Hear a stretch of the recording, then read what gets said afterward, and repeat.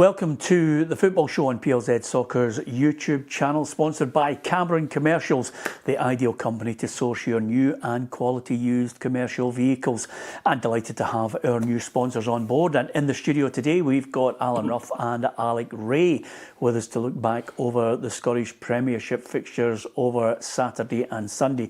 So much to talk about. And of course, we are delighted that throughout the whole season, our main charity sponsor is Maggie's Cancer Care, and if you go to www.maggies.org, you will be able to get all the support you need if you know of anyone who's affected by cancer. They give tremendous support to anyone affected by cancer. So www.maggies.org, and you can get all the information you need. So with Ruffy and Alec Ray here with me, there's lots to talk about. Hampden sells the naming rights. There's a Scottish Cup fourth round draw, which Partick Thistle are in. Wilfred Nancy still not in the job at Celtic. Martin O'Neill's in place for the match against Dundee.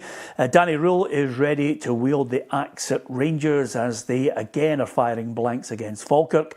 Robinson, that's Stevie, is putting cup final places at risk for St Mirren players who are not delivering as they sit perilously close to the bottom of the table. And Billy Gilmore's going to get surgery. There's no time limit on his return at Napoli, but it's certainly a worry as everybody wants to try and stay fit heading up to the World Cup in the summer. So with that in mind, before we get to the weekend's results from Saturday and Sunday, Ruffy, the SFA have signed a multi-million-pound long-term partnership with Barclays Bank, and it'll become Barclays Hampden. That's the new name.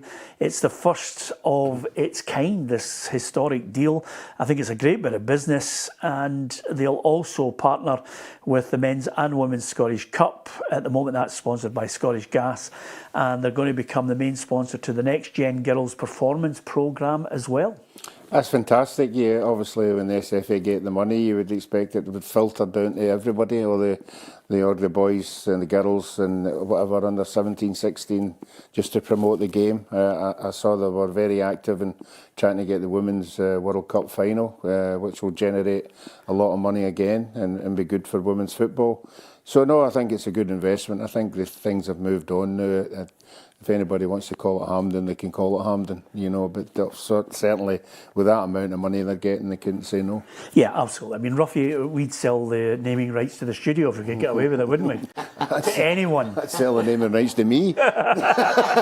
Absolutely. It's a stonewall certainty. Listen, anything that brings money into the game at grassroots level is brilliant.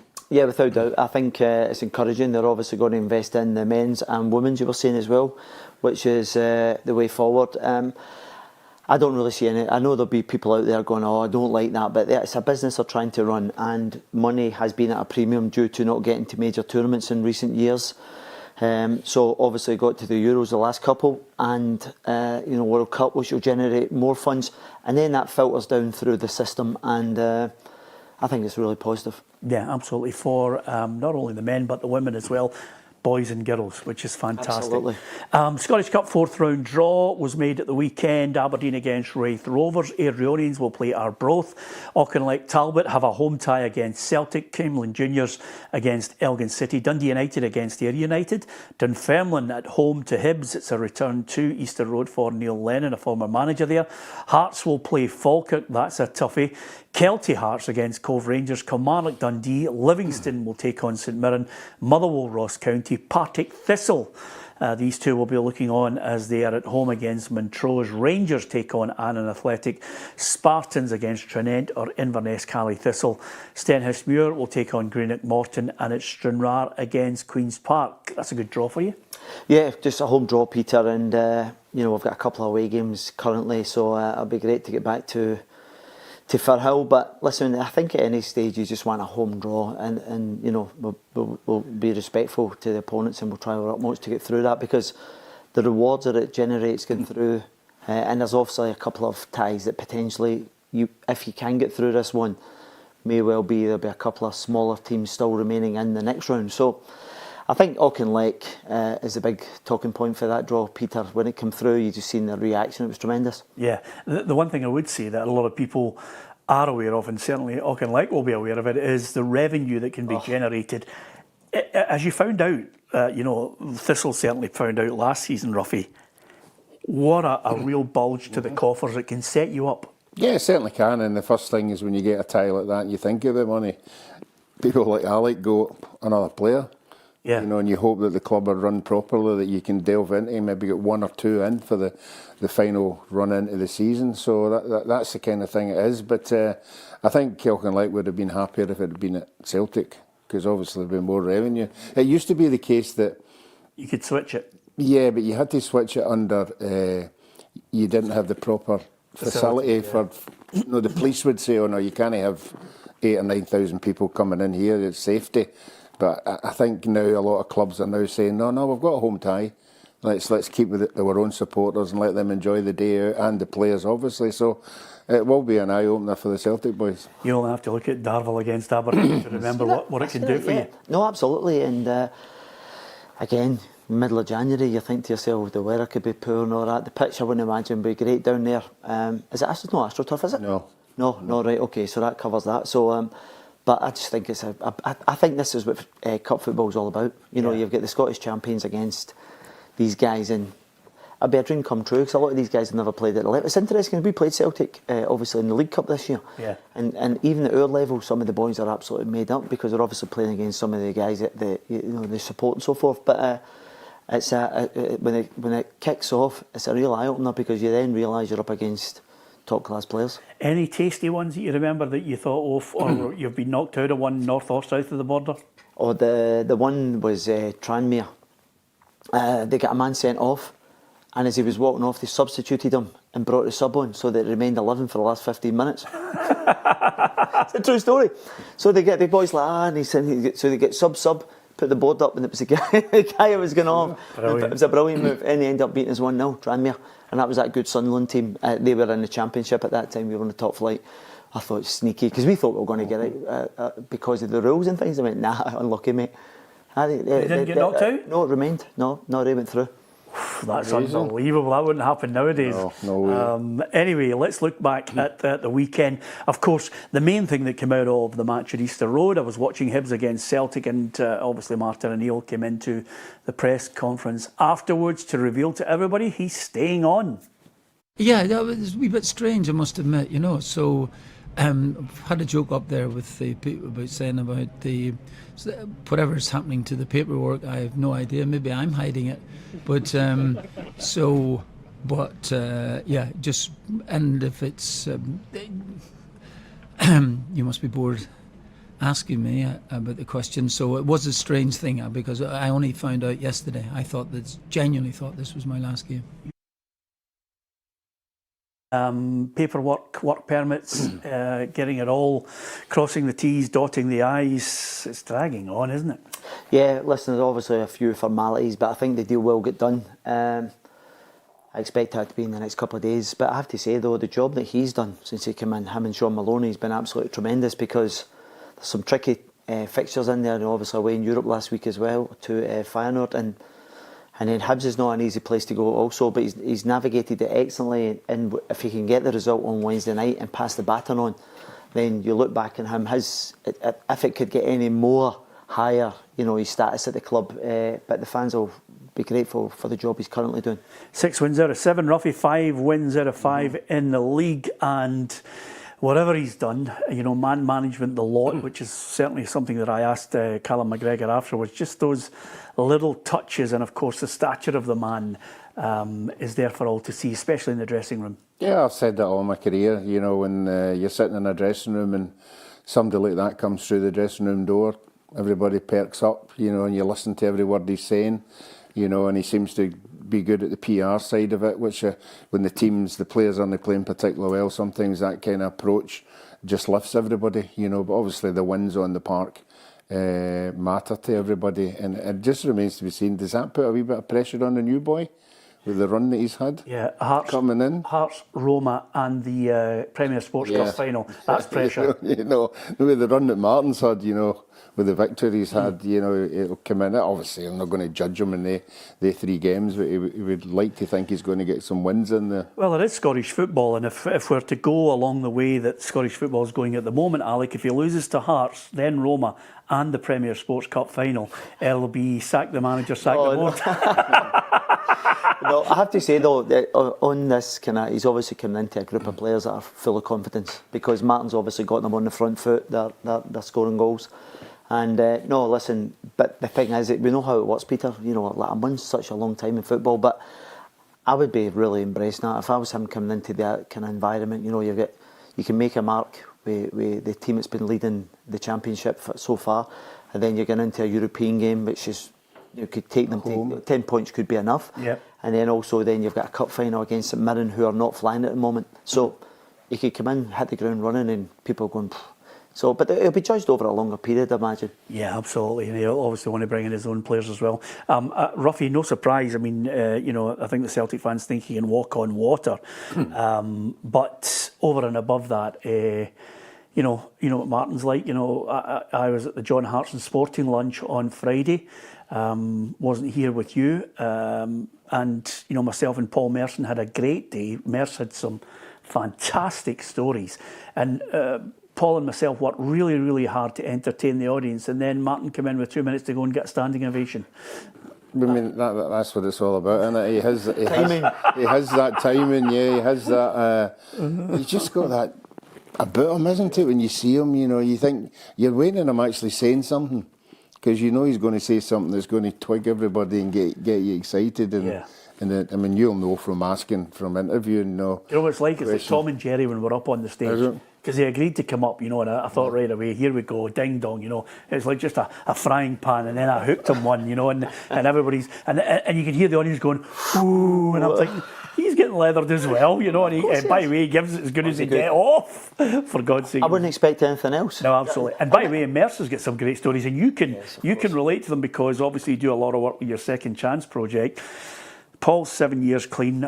You know, he was very open about his addiction with alcohol, drugs, of course, gambling. Yeah. And, you know, I just thought his stories were laced with, you know, a serious topic, but with humour as well. Yeah, well, the thing is, you have to look back and laugh at it, because if you don't, you would cry, because the amount of money that he had lost over the years. I have to say, Paul Merson was pivotal to myself. Him and Tony Adams coming out and going, you know, need help. That's the reason why I got back. I got on the wagon as well. So, you know, they guys were kind of pioneers at the time, even though they didn't know that. But I've been in Mercy's company. But in terms of a football player, Paul Merson was absolutely top draw. I mean, so talented. And you, because I don't often go, well, what a player he was, because he could compete. What a talented boy he was, and then that's in spite of all his off the field stuff. Yeah, he was actually a joy to chat with, as was John Hartson, who does a brilliant job, Ruffy, to raise well in excess of £1 million now for so many charities. Handed over a cheque to the Beatson and the Glasgow Children's Hospice as well, which is brilliant. Yeah, it's great. I mean, obviously the golf days and the dinners and everything and the auctions, obviously you're a large part of that, raising the money that they get eventually, but it is an enormous amount of money they hand over. Yep. You do squeeze quite a lot out of people, I've got to say. Yeah, like a noise up. Yes. Do you know why that? Do you know why? I mean, I didn't do the auction at this one. I usually do the auction, which is kind of I would say my forte. And the reason why I do the auction, Alec, is because I had, and you'll appreciate this, because myself and my mates used to go to tables and we were skint. Yes. When we were young, you know, we'd go to these dinners, and then the multi-millionaires who live in Scotland, you know who they are, Yes. they would bid for all the auction items, and we had to sit there and grin and bear it, because we hadn't two halfpennies to rub together. We were just trying to get enough money so we could go to the Cotton Club or the Toledo Junction on a Monday night. So we're sitting there thinking, oh, for God's sake, you know, and they're bidding 10s, 20,000, whatever. So when eventually they asked me to do the auctions, I thought, well, I've got to turn this into something. So I just decided to absolutely scattergun everybody who's bidding. Yeah. And then it just turned into something a wee bit different, Ruffy. Yeah, we had a great night. We were at a lunch. No, it was a lunch we were at, and Peter was doing the auction, and I had a table, and Cam McManus was at it. right? And it comes to the raffle. Of course, when people buy raffle tickets, you spread all the raffle tickets out Right the on the table, table, so yes. you know. So the ball Peter comes up, and obviously I've walked past the he's table. walked back, and Is that raffle tickets? he's clocked Tam's raffle ticket. I can't remember what the prize was. Like, Anyway, it's a good one. he goes, yellow 6-4, the bold Tam. Oh, yeah, dancer. He let him walk all the way up. All the way up. No, well, it's yellow 6-4. You were close. It's yellow 252. Turned round all the way back, lost the prize a lot, raging, hated me for brilliant. it. But yeah, great. Well done to John Hartson and everybody there. And of course, as you know, Ruffy, with these things, you get filmed, people film it, you know, and then they obviously edit it down, you know, and I think out there at the moment is me and Martin, you know, having a go at each other, but it's Good. still good fun. Oh, look Great out, fun. look He out for loves it. that. Yeah, absolutely. Good him to support John's charity. Yeah, absolutely. Listen, he's staying on, so suddenly they're against Hibs. And I don't know about you, Ruffy, but see your goalkeeping fraternity, honestly, they're doing my head in because he sold the jerseys. Yeah, I think he did. But he's been having a good season. He's one of the is that better right? ones. I thought, yeah, he has. But I mean, Talking about yesterday, Ruffy. The boy, aye, no, but the I boy, know, exactly. the By the way, boy, he's aye. what about it, isn't he? You No, love but that the radio boy- play, don't you? But what about this? No, what about that? You can't take into account the boy slipping. Hey? The boy slipped. He's got Hattati up his back. Just launch it, man. By the way, Would you have done it in your day? Eh? Would you have given somebody that ball there? No, none of my centre halves would have took that ball in my day. You kidding? No, oh, no, don't get me. I By the don't way, want what it. about the boy Ward at Motherwell when they had Celtic Oh, on yeah, he should toast, have launched 2-1. that. He's Launch got it. to launch There's it. no difference between that and that one. By the way, when would you play a ball from your own heart, from your own box to the edge of the D with people closing you down? No chance. It's Yeah, I know. mental. I know, but I mean, I'm think it wouldn't have happened if the boy had slipped. If the boy hadn't have slipped, they'd have just have passed it back to him. And then they could have I'm housed it not up sure. the I thought it was outside the line. I thought it was not the right time to do it. Anyway, it's a bad mistake. It's costly, and then the thing is that's when you're kind of rocked at that point, and then within a minute or so, then it's the second one goes in. Scored another one. They've switched off completely. And he's, you know, Up until that point, I know they were doing well, Hibs. I thought they had a good. I thought they had a good opening. And by the way, as you well know, Alec, when you're playing against Celtic or Rangers, when you get a big chance, Got to take it. Martin Boyle, I thought it was a sitter. No, well, see, the thing is, I genuinely think he's actually waiting for the contact as opposed to going for the ball. Looking for the penalty. Yeah. Yeah. It's a good point. I don't mean this disparaging to the boy, but he goes down very easily over the years, and he's won his team plenty of things. But for me, I think he's just got to get good contact. Yeah. Now, there's two incidents in the game that I think are worthy of our thoughts, Ruffy. Engels is a good goal. It's a brave goal, but he took a boot to the face. Should there have been more? Should there have been repercussions after it, even though he scored the goal? Well, I think the boy got a yellow card. You know, I think after it, you know, if it hadn't went in the net, then you'd probably be looking at VAR a penalty. and them coming up with some kind of decision. Yeah. Obviously, we're not privy to what that would have been, but no, he was brave enough to get in there and put his head in there, and you take the goal and you move on. Yeah. It was actually a very good run by him because he came a good way to go on the end of that. And the only thing I would say, and because you're clamouring sometimes for a kick to the head, Yeah. and I think he's probably leant down a little bit to get it, Yeah, Pierre, to scoop it in. as opposed to, you know, the one you coming up and you're catching him when he's upright. Yeah.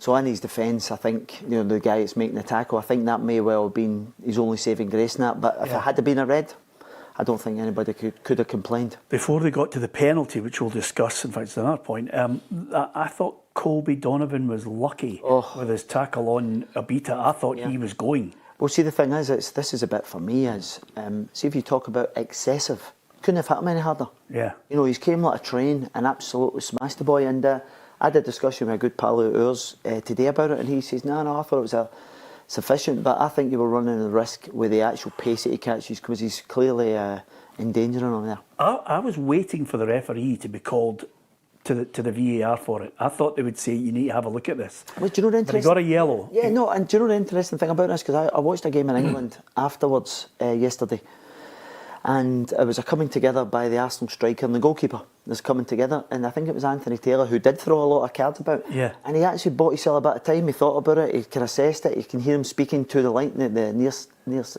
official at the side there. So I thought Nick Walsh made his decision very, very quickly. I don't even think he bought himself time to see, because there was obviously people at the sidelines, or and it could have been a linesman. Could he have bought himself a bit more time just to try and assess it? Because see, as soon as you give the on-field decision, yellow card, it's very difficult to overturn it, really. Yeah, the other aspect of it, which another talking point, Ruffy, I was there and I looked at it and then I had a look at the replay on it and I thought, it's your bugbear, the handball thing. And I thought it was harsh on Scales. Yeah, I thought he was unfortunate. There was about 2 or 3 players in front of him went for it, and he's just put his head down, not thinking it's going to come to him. Somebody's going to get it, and it just comes over somebody and just hits him in the hand. It's not deliberate. It's not. I mean, his hand is out there. It does hit his hand. There's no doubt about that. So I thought it was high on his shoulder. No, I thought it hit his hand and then it hit his shoulder. I would say about here. Scales? That was roughly about that area, no? Yeah. But see, the thing is, though, is if you watch that, I think the Rangers don't get one of them last Thursday. The boy goes up to win the header, it's coming over bodies, and then it catches him. Mm-hmm. Yeah. So, I think it's got to go back to deliberate handball. Is that fair? But the thing is, this is what the thing is about the intensity. How do you know if it's deliberate? So, say you go up and your arms are out there, and you go, well, it's not deliberate, I'm getting leverage. Mm-hmm. So, the whole handball thing, so... How do you solve it? I don't know. I've no idea. Well, what I do know is you don't jump like that. You don't jump with your hands at your side and jump up the way, Peter. So you jump with your arms up for leverage. But is there not a greater potential to get a higher percentage right if you say, for example, the ball's coming over, does he know anything about it? Is he intentionally going? Yeah, but then that goes back. Do you know what I mean? Oh no, what you have is what do you call it? Interpretation by the official. Yeah. And it'll change from week to week. Go, no, you meant that, and I didn't mean that. So again, it's subjective back down to the official. But I think it's a really difficult one. And one of the bugbears with me, Peter, is when it hits a part of the body or another player and then hits you in the arm. I think if it hits something before the arm, it should never be a penalty. I like this one from Dublin who says the handball rule is a head melt. You're absolutely right. It does us in every week. And by the way, everybody, every pundit, every journalist, everybody's got their thoughts on it. It doesn't mean to say, that we are the light, the way and the truth on this. It's all subjective. And again, everybody's got their thoughts on it. And thank you to so many of you that actually are offering your own tuppence worth on it, because that's the joy of football. It can be frustrating for some managers, not only frustrating, but it costs them points in certain games. But the one aspect of all these decisions, when Hibs go 2-0 down, David Gray, the Hibs boss, knows there's just a mountain to climb. I think you're always angry when you lose goals, but I think for the way we want to play and what we're good at doing, I don't think it was a terrible decision or loses his foot and it's a slip, and we obviously gift Celtic a goal because that's what it was a gift, but it's not through them doing something that they're not being asked to do. I take responsibility for that as well because of how we play. Frustration probably comes with that, then you give Celtic a 2-goal start, which was in a real quick succession after a real positive start in my opinion. I thought we started the game really well for what I asked the players to do pre-match, about being aggressive, being on the front foot. I certainly seen that, created the best chance of the game. The lesson there, you probably need to take the chances. They don't come as often, especially against teams like Celtic, that you need to make sure you take them. Yeah, absolutely caught out there. The key issue here now, Ruffy, is from being 9 points behind with Martin O'Neill in charge. They're now 2 points off the top of the table, Celtic. They've closed down Hearts and they've got a game in hand, and lo and behold, after Dundee, they've got Hearts coming as well. Yeah, and you can tell him in his interviews he's enjoying every minute of obviously winning. He's been in the game long enough to know what it means to the supporters. I know the new manager's coming in, but I think he'd have fancied the cup final. Martin and Neil. You're on record to saying it. I think Martin would have loved to have been there. He'd love to have just one more cup final, one more cup, and then that's it. But it's not going to happen unless they make an appointment that they say, right, you've done so particularly well, cup final day, I want you to go out with the team. I don't think they'll do that, mate. No, but Martin's already said that. He said, when a new manager comes in, if I was the manager, I wouldn't want anybody hanging about. And I don't even think you can hang about for any kind of role, Alec, because then you're hanging about, and if it doesn't go according to plan, you're just hovering in the background, aren't you? You can't. You're an old cynic. Oh, I know, but you can't even. I know, by the way, I'm looking at him, and I first time around when he was the manager in the early 2000s, my God almighty, I fought like cat and dog with him. I mean, he absolutely hated me. Time is a great healer. Of course, yeah, I know the feeling, yeah. But the point is, I think he's done a brilliant job. I think he deserves tremendous credit, but you cannot hang about in the background. I just don't see a role for him. I think he'll go on. He's maybe hinted that, if somebody came calling and says, could you do a similar job for us, or could you take a contract, you might bite. He didn't rule that out in the press conference yesterday. But the one thing I would say is, and I'm not trying to just throw this up to be scurrilous in the whole situation, but the Eddie Howe thing looked as if it was done and dusted and it died in its back end. Some Celtic fans would like to see Martin be the manager. Yeah, well, I think because of the job that he's actually done over the last few weeks would warrant that, Peter, because they see progress, they see a team winning. There seems to be a kind of united front on the pitch. It hasn't been sparkling at times as well, but they've managed to get wins. And but listen, you're absolutely right. I don't expect him to be about too much. Do you know what I'd really like to see as well, if it's possible, that Martin attends a final and he gets that recognition for the punters and things because he's part in recent weeks. Yeah, I think that would be a potential. But it's amazing, isn't it? Because you think to yourself, I'm out the game. That's it. I've had enough. I'm doing his media stuff. He's a great after dinner speaker, TV work.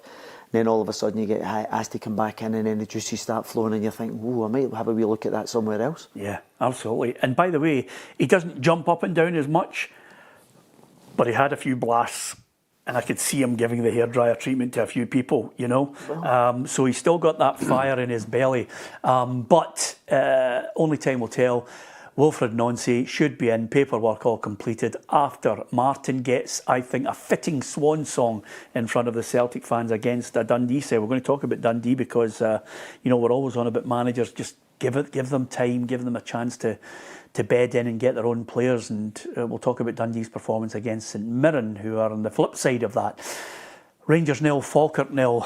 And again, I have to say, Ruffy, Falkirk are no mugs. I reckon even with 14 games played and the points they've got, which is 20, suddenly, I said to you last week that 37 will maybe get you into a playoff place. But anything above that, 38, 40 points, and with the remaining games, I don't see Falkirk being dragged down that far. No, well, on present form, you would agree with you there, but you're looking at this league and there's so many teams on a 1-7 and a 1-8, and you're sitting there saying, could this happen to Falkirk? At this moment, I can't see it happening, but there's always a chance it could, because other teams will obviously pick themselves up. But on the evidence of the weekend, they dug in. I thought they were fought. I thought Rangers played okay. They weren't bad. They created chances. There was chances. I think Rangers are just looking for a spark, a goal, somebody to do something a wee bit special, and at this moment in time there's nobody coming up with that goal, and then you can feel the tension and the crowd, and it's going on in the park, and some of the players, I just think some of the players have come to Rangers not expecting what you're supposed to do on a Saturday. I just think some of the players have come to Rangers not good enough to wear the jersey. Can you get off that fence? No, you're right. I'm looking at the recruitment in the summer. I think, let's just start with Falkirk. I think Falkirk will be well and truly safe. I looked at them yesterday. They popped the ball about well. They defend in numbers. And I've got attacking options at the top end of the pitch. And I think they'll be fine. I think he's done an incredible job, and they've got a real good team spirit there. So I think Falkirk will be okay. As for Rangers, I didn't think they played particularly well at all yesterday. I thought it was very laboured, very slow. The top end of the pitch, they're lacking creativity. And, they're only getting a couple of shots off on target. 3 shots on target. That's what I'm saying. That's at Ibrox in there, and I think you have to go back to 1930 odds that they've not scored against Falkirk at Ibrox. It's a long old time. So I'm and also you've got the manager at the moment. You're looking at this guy. He's assessing everything. So see this, and now this is almost like an addition, because see he'll be going, he's not good enough. He's not good enough. How do we ship him out? And this will all be taking place now, and they'll be assessing the players that they hope to get in January. But the biggest and the hardest part that Rangers have at the moment is getting rid of these players that are not doing it for them. I actually thought Bijrami was a wee bit of a bright spark yesterday, because he hasn't really played at all. He created a couple of wee But in the main, at the top end of the pitch, the strikers are not firing. They're the wingers, you know, Gassama came in and started the season brilliantly. Asgard has been a real disappointment. So we look at all these summer signings.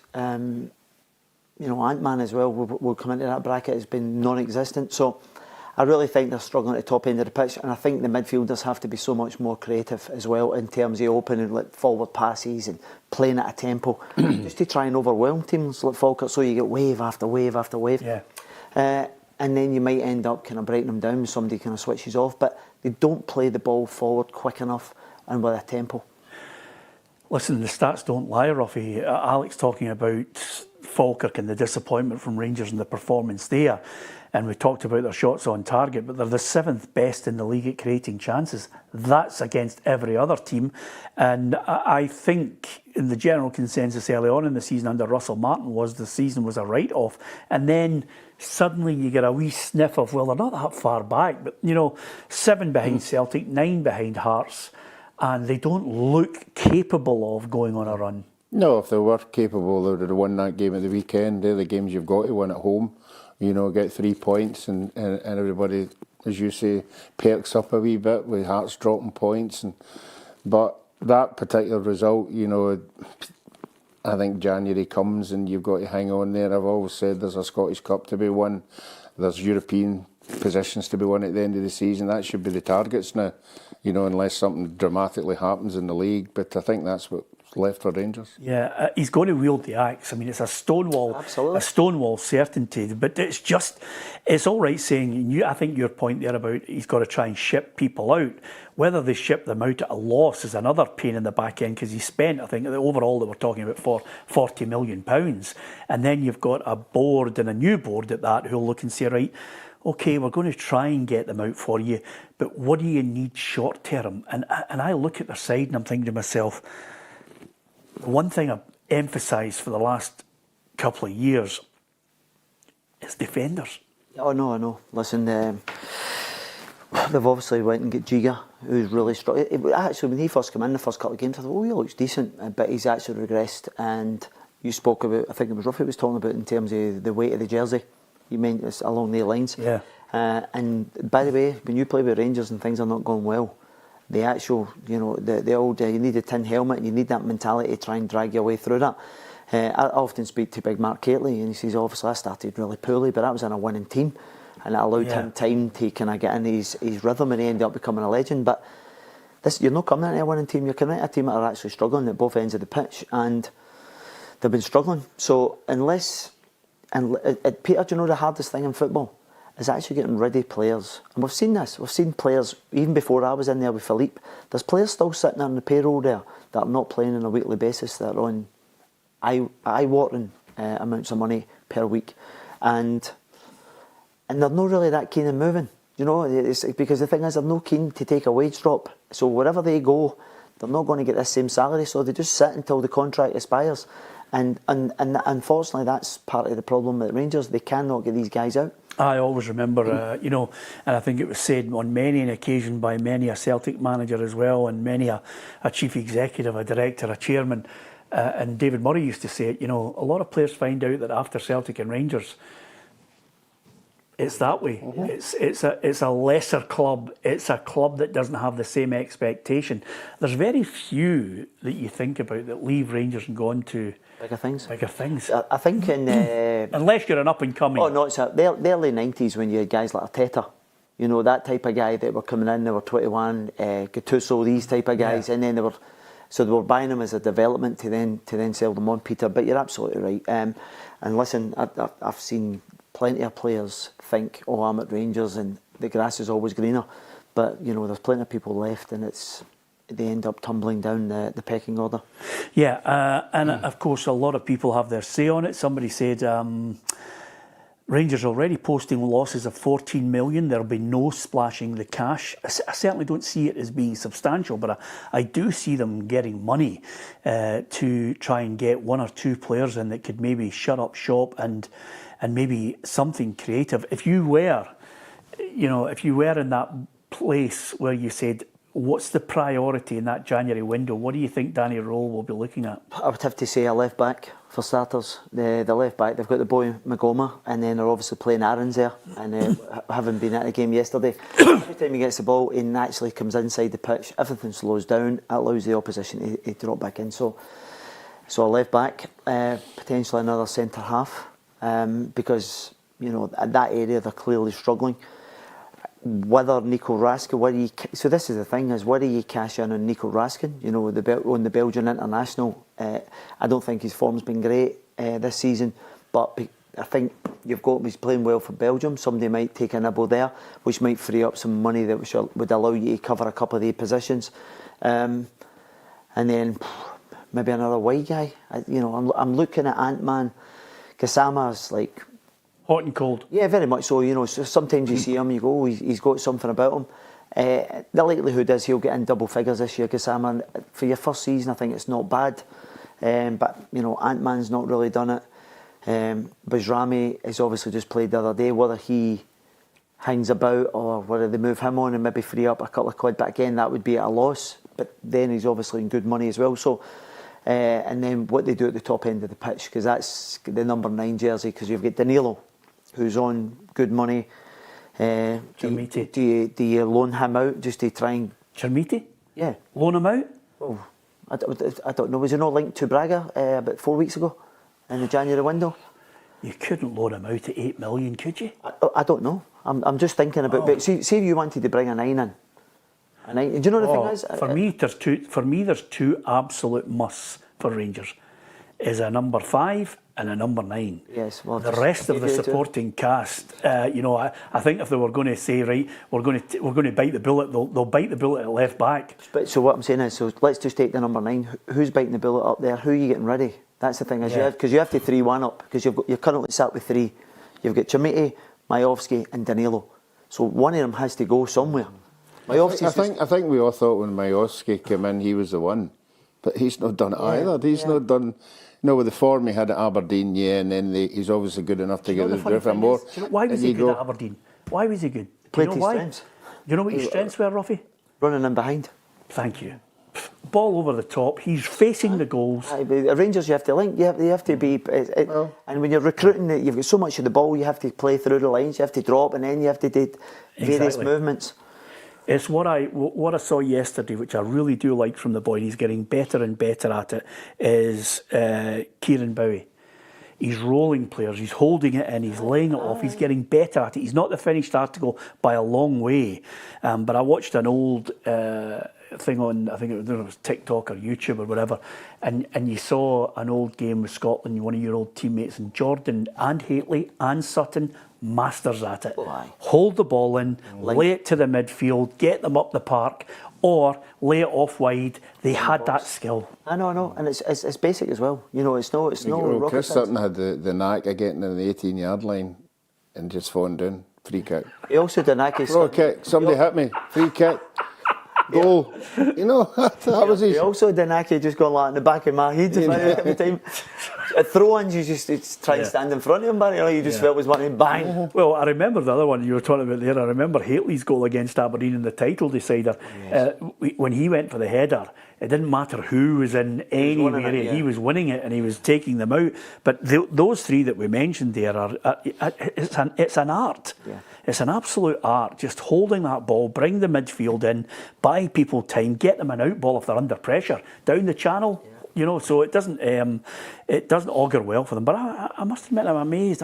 Could they take Chermiti out? Peter, the only reason why I said this is it was actually reported that Braga were going to try and get a play to get him on loan. Yeah, I think that's in January. That's a wee bit of any chance you could stick that in there, see if we can get anybody bite. Yeah, exactly. And we'll give you a meal for 4 in the restaurant. Cheers, sat here, another plug. Not a chance, exactly. So, and by the way, Butland yet again comes up with a big save. The deflection is brilliant. He's having to make it. Butland, He nearly made a pig's ear at the end. Yeah, the one the clearance. It's unlike you to highlight this. No, I'm just been observant, just noticing it. But he has been that saviour. Yeah, he's been making the save. When you talk to go back to Celtic again, what about Schmeichel? Michael's been making this huge. unbelievable, you know, and that's as Alec will tell you, if you know you've got a goalkeeper like that who's going to make that save for you, Crucial. It's crucial. Yeah. Peter, sorry, just to highlight, see if you were saying about Rangers, any player that has had pass marks all over the piece, Big Butland has to come into the mix. Absolutely. You know, when you're looking at the rest, I think, you know, I would say Butland's probably the standout. Absolutely. Even on a bad day, he's getting 6 out of 10, isn't he? I know, he makes big saves. Livingston 0, Aberdeen 1. Nicky Devlin, it was 10 minutes to go when he popped up and scored against his old team. They're heading in the right direction. 5 wins in the last 7 games. They're a real yo-yo side, Aberdeen. Wait a minute, you said Tilleen getting the bump about 4 weeks ago. That's what I'm saying. Listen, you can be a yo-yo team, but you can be a yo-yo pundit. You know, and he's like that though, isn't he? They're digging it now, aren't they? They're digging it out, the wee result here, the wee rub of the green. I thought Livingston were okay. They had chances. The disappointing thing for me was Davy Martindale's demeanour after the game. That's the first time I've seen him like that, really down. Well, he's really, without a league win in 12, Robbie. No, but you could see it was affecting him. He was talking it up. He's saying, "Oh, we're unlucky there. VAR's a nightmare." But the interview afterward, you could sense, you know, that. Well, the problem is, can he score goals? Yeah, it's always the top end of the pitch is always, if you can't get guys on a regular basis, it becomes a real difficult job. I actually thought, and I don't often give him a lot of praise, Shinny, but the way he won the ball back down in the corners and set it back. And the delivery of the back ball, the little chip for Devlin was a tremendous ball, and he just goes back across to the goalkeeper. I thought it was a really well worked goal, and you're talking about these moments because they're definitive, because there's not a lot between these teams, you know, on their day. And Aberdeen seem to be getting it at the moment. And the one thing that's in their favour as well is they're not conceding a lot now, Aberdeen. They seem to have showed it up a little bit. Yeah. But that's a really important win, and they're going in the right direction. Yeah, absolutely. And now 7th, I think, heading up the way rather than they could have been dragged in if Livingston had got the win, but they're not. And I think they deserve credit for it. And you have to, at times, and as Alec pointed out there, the yo-yo nature of it, Robbie. Okay. You have to give him credit when he's winning the games. But can I say something to you? Mm-hmm. I asked a couple of Dons fans that I'm quite pally with, and I said to them about, and they were like, the jury's out, they just can't work it out. You know, okay, it's a good run, fine, but still not convinced. Still not convinced, you know, it's because they've had that, and then they had that, and then they're having this wee bit again. But I don't know what the expectation is. I don't see a definitive style on them. We're coming to a team that I do see a definitive style on shortly, but I don't see one with them. But by the way, he's getting them close to getting into the top half, and he deserves credit. Yeah, and the players deserve credit as well, because we were all scalping them after that 6-0 defeat in Europe, and we were blaming them for the coefficient and everything. Alex right, no, they've got their act together. They're putting a bit of dig in now. They're shutting people down. They're getting a wee rub of the green, getting a late goal, things like that, and that can only help the dressing room. But you're right, they've got a long way to go. Yeah, okay. A team that I do know exactly the way they play is Motherwell. Motherwell 0, Hearts 0. And again, everybody was talking, again, sometimes it gets lost in it all. Motherwell up the table, 3rd in the table. Hearts, everybody was looking at them thinking 9 points clear of Celtic, this is the chance. But it slipped away. 6 points from the last 15 available in the last 5 games for the Jambos. But still, Derek McInnes is just trying to put it all in perspective. Yeah, I think so. I think I'm delighted that even ahead of the game we had a chance to go 7 points clear. Even saying that as a Hearts manager, and you're nearly into December, a chance to want to go 7 points clear. There has to be some sort of perspective. These boys are human, they work hard, they care for the club, we try and get results. So there's no real criticism for me. There's certain things I thought we could have done better today, and there's a bit of frustration towards that. But we're doing a lot right. We've got a good thing going here at the club at the minute, and it's important we just, as I say, hopefully try and win a game of football on Wednesday. If we can do that, then we get into next weekend's game in a decent place and a good position in the league.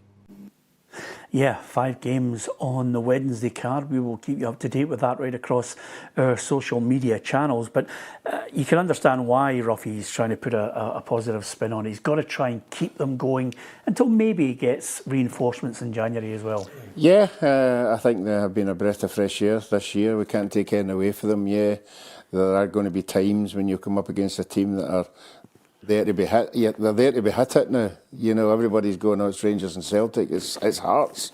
Oh, we've got Hearts this weekend. Let's get something off of them. Let's knock them down a peg. And that's what teams are doing now. And that's what Motherwell did. You know, you're right. Motherwell did play some good football. I like the wee boy you keep raving about. Is it Just his name? Is it Just? Yeah, Justin. Where's What's he from? he? I think is New Zealand. He's on loan, isn't he? He's on loan for somewhere down in England. Maybe I'm wrong, but I think he was on loan.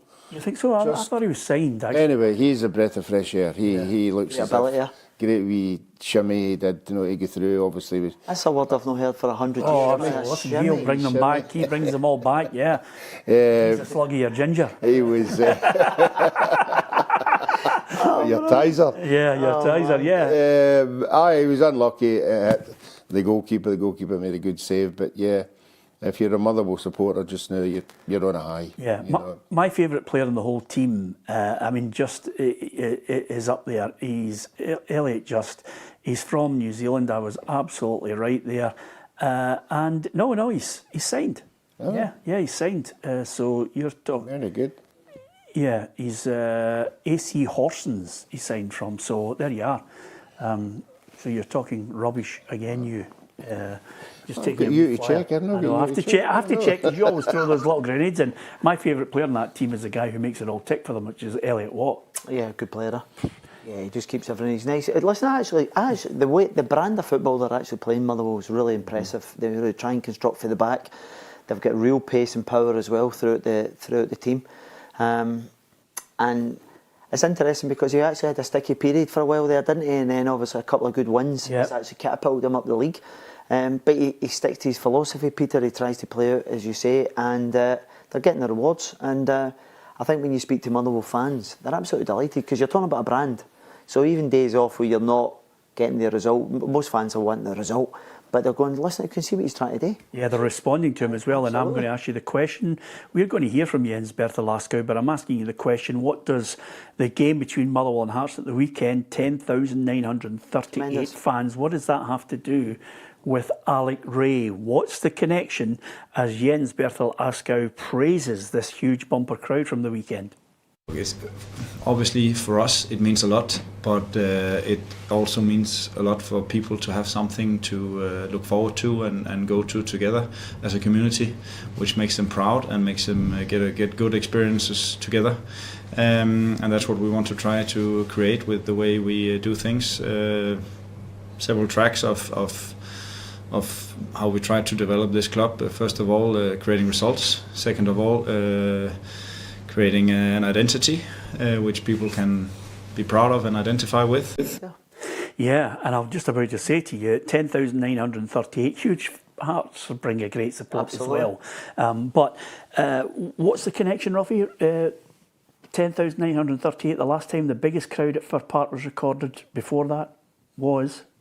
Was Alec playing with Rangers, was it? No, but he had a connection to it.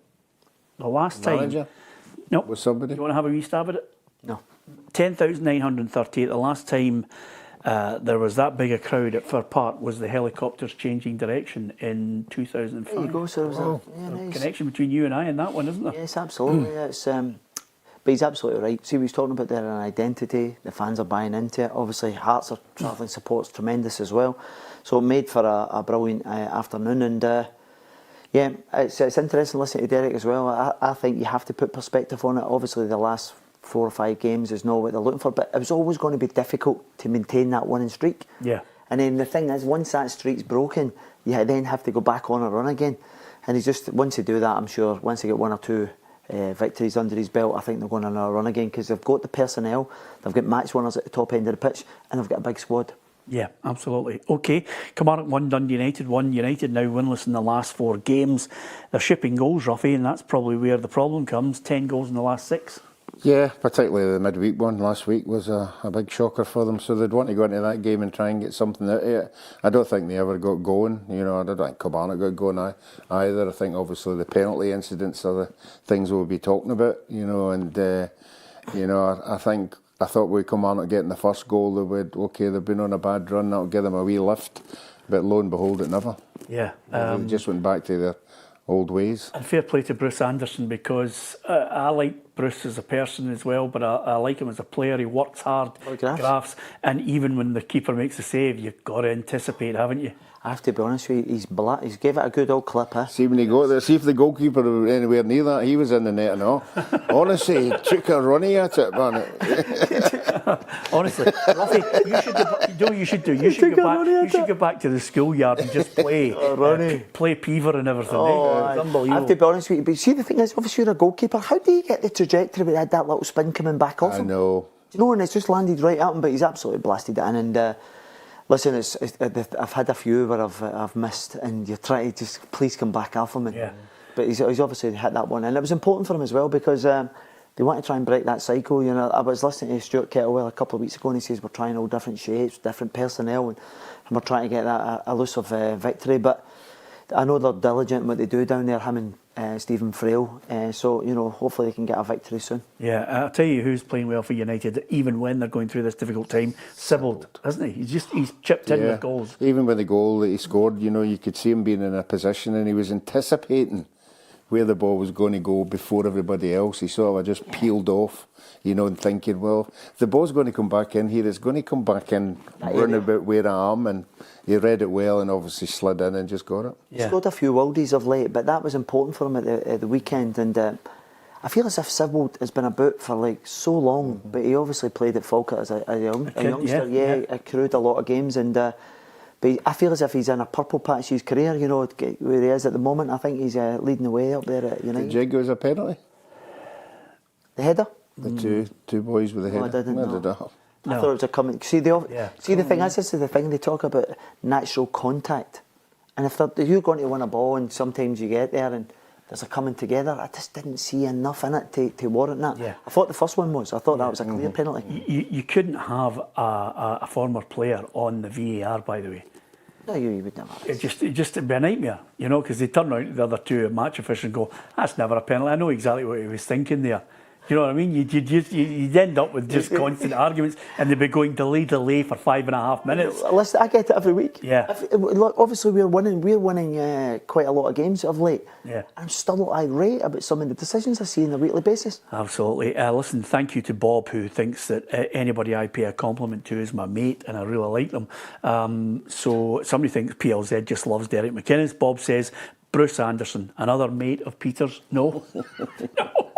He's not. I just like players who Just put a shift in. Yeah, put a shift in, graft, and you know, when it's not going well, still graft. Aye, well that should be the starter for 10, no? Yeah, absolutely. And of course, you know, if I was picking the ultimate for me, I'd have Pirlo's and you know, and Xavi and Iniestas all day long. Ruffy, is that fair? I think so. I think it'd be good to watch the three. Yeah, absolutely. Dundee 3, St Mirren 1. I'm going to talk about the positives because, again, I like Stephen Presley. Elvis. I think he needs a bit of time. Like many managers, let's not have knee-jerk reaction. Well, listen, I think it was always going to be difficult for him because he came in, he wasn't a popular choice, and I like Big Elvis. I love his post-match. I knew he was going to. So, do you know the thing is, see when he goes on the telly, you never know what you're going to get. He said, I was dreaming that and all this carry on. So, I think he's a breath of fresh air. Now, I've not really kind of taken to him up there, and it was very difficult. He had no players leading up to the season starting, and this was a massive result for them. What are they, fourth bottom in the league, and they've obviously beat someone round about them, so it was an important 3 points for them. And the one thing you can say about the team up there, they're grafting. You know, you were obviously missing the boy Anderson, but they're all charging about. You know, you look at big boy Murray charging about, puts pressure on the defender, and then results in an equaliser quite quickly after St Mirren scored. So I think it's a brilliant result for the Team Dundee there, and obviously Stephen Robinson's trying to kind of get that winning formula, because I look at them, I watched them play against Celtic last week. I thought they were unlucky not to get something for the game, and you think they've got a lot of good attributes and a lot of good players. It's just not happening for them at the moment. No, Dundee have brought a new head of recruitment in Gary Piggott, who will be working closely with Stephen to try and identify players. So he knows they're going to be, even with new players coming in January, Dundee know that they're going to be in that battle to try and avoid the playoff. But boy, I did not expect St Mirren to be second bottom of the table. No, I think we all know what you get when you play against St Mirren, particularly at home. But even away from home, they've been very, very good this year. I just thought, and you could see with them getting the first goal with the boy Anderson making a mistake, you could sense what was going on with the Dundee boys. But then obviously they got the goal and they got the next one, which I think the goalkeeper should have done a wee bit better with. Who was it scored? Was it Dre that scored Yeah, the goal? right. I thought Keeper at first post. he was at the right. He's at there. He's at the post. I bet you're allowing that in there. No, you can't get allowed to go in there. But to get back to Stephen's interviews, I've been saying every week he's been getting beaten. He's been coming in and going, I liked what I saw. Well, there's points there. I liked what I saw. I liked what I saw. Stephen Presley. Yeah. And you keep saying to yourself, you've just lost 5 games in a trot. What are you seeing that we're no? But a result like that proves that if you believe that the players that you see week to week are getting better, you get these kind of results. In contrast to that, Stephen Robinson didn't miss after the game, because he's basically said, listen, some players think they're going to the cup final, they won't be in the cup final team. And then he's obviously had a go as well and says, there's not even an impact from substitutions that are made, so they're under pressure too. Yeah, well, it's a scattergun approach, isn't it? Because he's looking for a result, Peter, and obviously with the cup final in a couple of weeks, we're 2 weeks away now, so he's looking to try and get a win to change this recent form, and also kind of make up his mind for the cup final, because he must be sitting there at a moment thinking, right, okay, what is my best team? And as I said to you, I look at the personnel they have. I think middle to front, they've got good options. At the back as well, they're robust. The middle of the park, I don't know whether they kind of talk about Phillips, potentially leaving to go down south. Yeah. Because that would be a blow for him, because he's obviously a real big physical specimen in the middle of the park. So, but again, his form's dipped as well as the rest. So he'll just be looking to try and get a tune out of them. And I think a wee bit of harsh words after the game, they might start thinking about it. Well, they've got Pittodrie on Wednesday night up against Aberdeen, Celtic at home to Dundee, with Martin O'Neill still in charge. Dundee United against Rangers at Tannadice is going to be a tasty one. Falkirk against Motherwell, 2 footballing teams. That could be a right good one if you're a football purist. And Hearts against Kilmarnock at home. I think Hearts will be looking to try and make sure that they've got the points so that it all leads to the game against Celtic. Yeah, well, I mean, as I say, it's changed this year. The first thing I'm looking at is a neutral. I'm looking at the Hearts score. I'm looking at, is that another one? Is that another one? Or have they dropped points? Have they dropped points again? So you're looking at every game Hearts are getting into now and going, well, if they slip up here, that's it. If they don't win this game, that's it. And that's what you're saying. So they really need to start winning games. They've got an ideal opportunity against Kilmarnock, who aren't playing particularly well. And Dundee United against Rangers. Interesting. Yeah, absolutely. I don't know what he does. Do you get the feeling he's just limping towards that window? January. Well, the thing is, if I would suspect that he's trying to kind of get a better performance, Peter. A more high energy performance, and if he wins that, it's 5 wins out of 6 in the league campaign. So you can tolerate that. So you can see something to work with. But the performance levels haven't been great. You look at Livingston 2 weeks ago, where they should have had a penalty. They've obviously still got to score that, but at the weekend, 3 shots on target, that would be a concern for them, because if you're only hitting the target 3 times, it doesn't leave a lot of room for manoeuvre, and it's nowhere near enough. One thing I know about Tannadice of recent years, they always raise their game. Rangers coming to town. There's no love lost between the 2 sets of fans. So, the Dundee United fans will be looking for them to put more misery on this Rangers fan base and players. Yeah, and just one little footnote, Ruffy, before we go. Obviously, Martin O'Neill, it's written in the stars, it's a farewell at Celtic Park. Usually when you hit the early part of December, the crowd start to drop as the queues at the fort gets even bigger, and I was doing my head in the other day there. But nevertheless, Ruffy, it's a farewell at home, and they'll be expecting a big gate for all the Celtic fans to say thank you. Although, typical of Celtic supporters at Easter Road, and that's the one thing I was going to ask you.